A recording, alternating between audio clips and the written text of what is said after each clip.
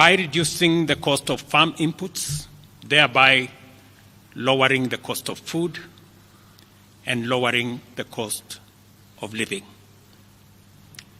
We have stabilized the economy by preventing what was an imminent debt default. We have stabilized fuel prices, lowered inflation to an all-record low of 4.6%, and we have stabilized the foreign exchange regime. We have implemented radical changes in the education sector, including resolving the CBC question. We have rolled out a new student-focused higher education funding model that has special emphasis on making sure that children from vulnerable families have the requisite support in their education. We have also improved the student-teacher ratio in both our primary and secondary schools by hiring an additional 56,000 teachers and also hiring an additional 2,000 tutors for our TVET institutions. We have equally resolved bottlenecks in cash transfer program to vulnerable Kenyans, including orphans, people living with disability, and the elderly. We have not only brought on board more beneficiaries, but in keeping with the promise that we made, it is now not the case, as it was in the past, that these vulnerable Kenyans have to wait for months.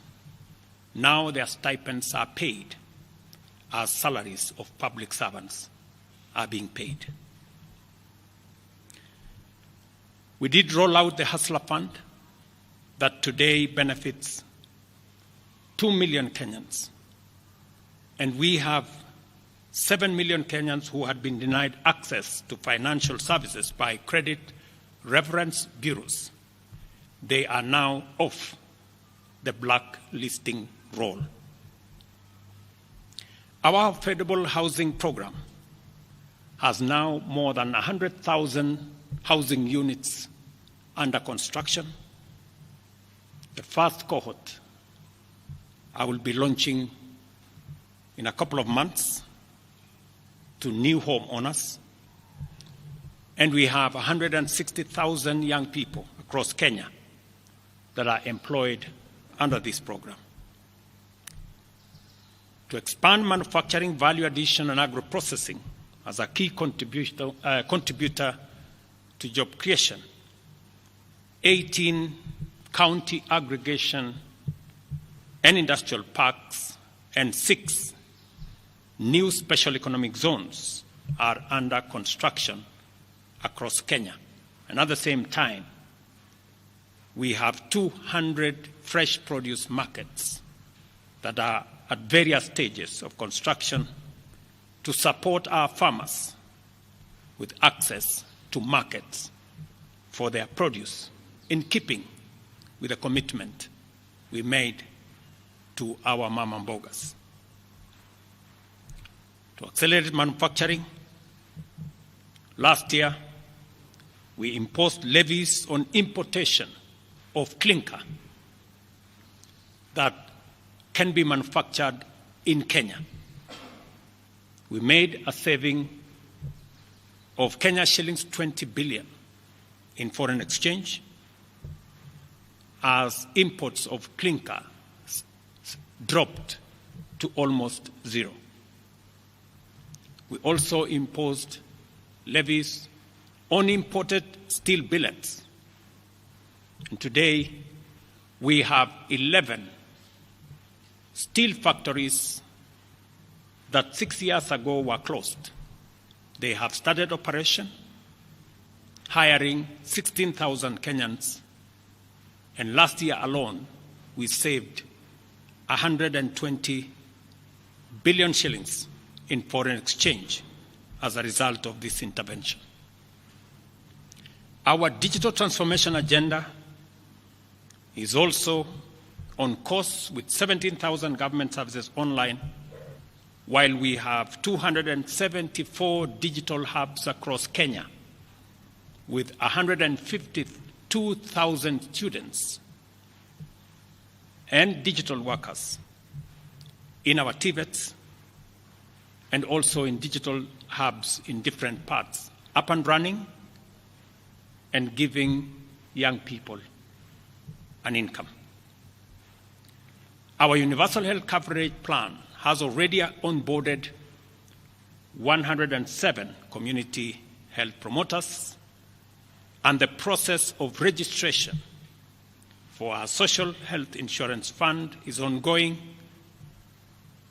on its way to launch on the new date of 1st of October 2024 that will make it possible for every Kenyan to have a health insurance and for those suffering from critical illnesses to have access to the critical illness fund, making it possible for every Kenyan to have access to treatment without the burden of having to fund it.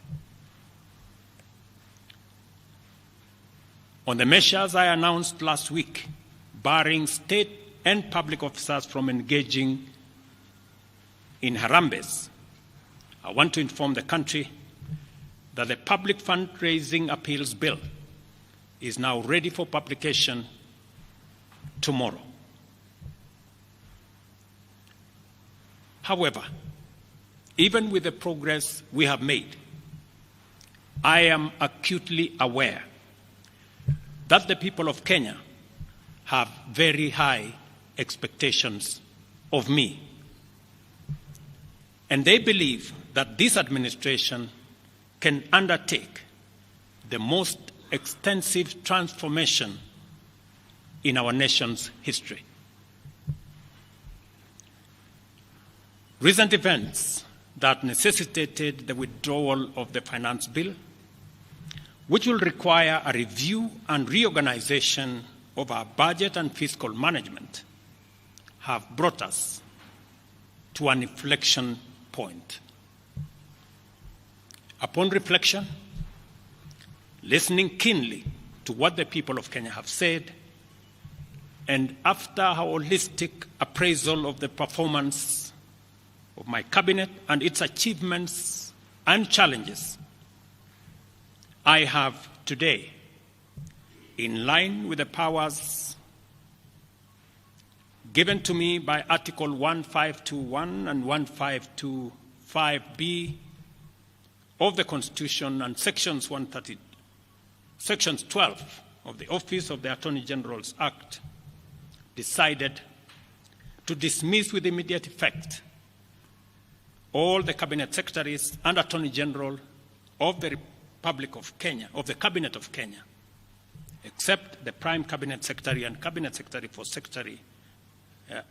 for and Cabinet Secretary for Foreign Affairs and Diaspora Affairs. And of course, the Office of the Deputy President is not affected in any way. I will immediately engage in extensive consultations across different sectors and political formations and other Kenyans, both in public and private, with the aim of setting up a broad-based government that will assist me in accelerating and expediting the necessary, urgent, and irreversible implementation of the program that we have, including other radical measures and programs to deal with the burden of debt, to explore raising domestic resources and revenues, expanding job opportunities, eliminating wastage and unnecessary duplication of a multiplicity of government agencies, and slaying the dragon of corruption. Consequently, making the government of Kenya lean, inexpensive, effective, and efficient. During this process, the operations of government will continue uninterrupted under the guidance of principal secretaries and other relevant officials. I will be announcing additional measures and steps in due course.